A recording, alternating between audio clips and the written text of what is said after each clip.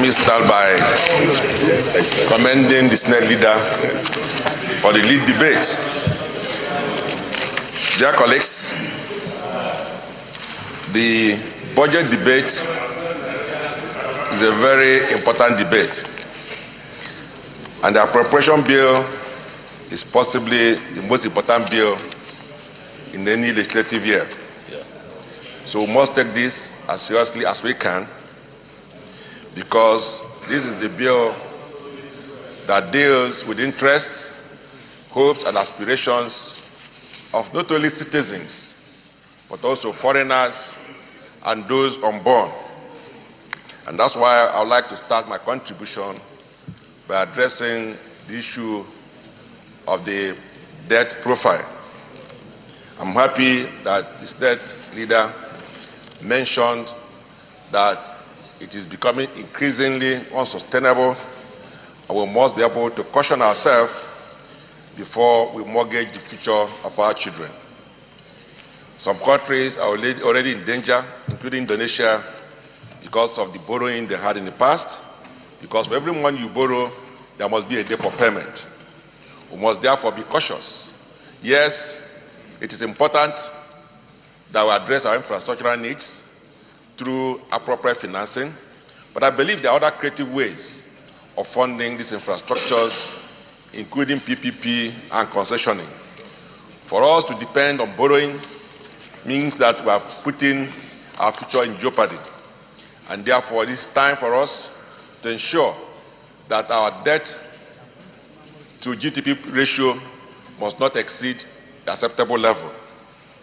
Having said that, Mr. President, distinguished colleagues, the other issue I would like to talk about is the budgetary cycle. Increasingly, we've deviated from the financial year proposed by the Constitution. The Constitution says in Section 318 that the financial year is the period of 12 months from 1st January of any beginning of every year, which means it's usually between 1st of January and 31st of December, or any other time as may be prescribed by the National Assembly. Over the last 4 years, the average period for which budgets have been passed in this Assembly has always been in May, and I believe it's a very dangerous trend. We must have to go back and see how we can go back to the financial year prescribed by the Constitution, because I know that those who prescribed that period must have thought it twice at the time they did that. And the implication of what is happening now is that the executive consecutively or consistently have brought the budget quite late, usually towards the end of December or shortly before we leave on break in December. And that makes it impossible for the National Assembly to consider this until sometime into January. And this year has even been worse because we have to go into election.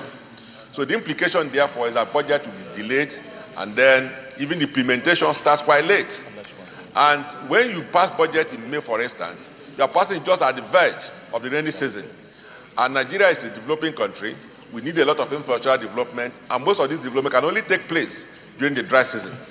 If we must adjust the financial period as provided by the Constitution, we need to adjust it backwards to start maybe in September, so that the whole of the dry season from October to sometime April can be utilized. But for us to move our budgetary, the financial year from January to May, I believe that this is not good for our development, and we must do everything possible. As we go into the next assembly, I believe that's something we need to address between the executive and the parliament to ensure that we discipline ourselves regarding the time to prepare the budget, the time to present it, and the time to consider it. Because this is what happens every year. Now, we know that we must budget, there will be budget next year.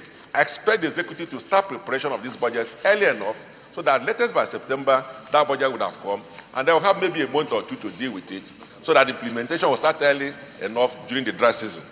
And finally, Mr. President, distinguished colleagues, now that we are just out of election, yes, the budget may have its own shortcomings, it may have some mistakes, it may have some distortions, but I think that the best we can do for our country at this moment is to pass this budget expeditiously. What I recommend, therefore, is that as soon as we're able to send it to our committees, the committees need to meet with the necessary agencies and be able to cross the T's and then dot the I's and quickly return it. No matter the imperfections, we'll pass it, because this budget is not just about us or the executive. It's all about Nigerians who are out there who want water, electricity, roads, and other infrastructure. It's about our staff who want to be paid salaries. It's about our commitment to the international community.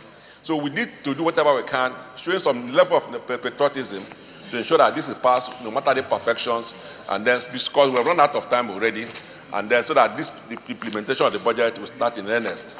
So on this note, I recommend, Mr. President, that an early passage of this budget so that the implementation will start in earnest as well.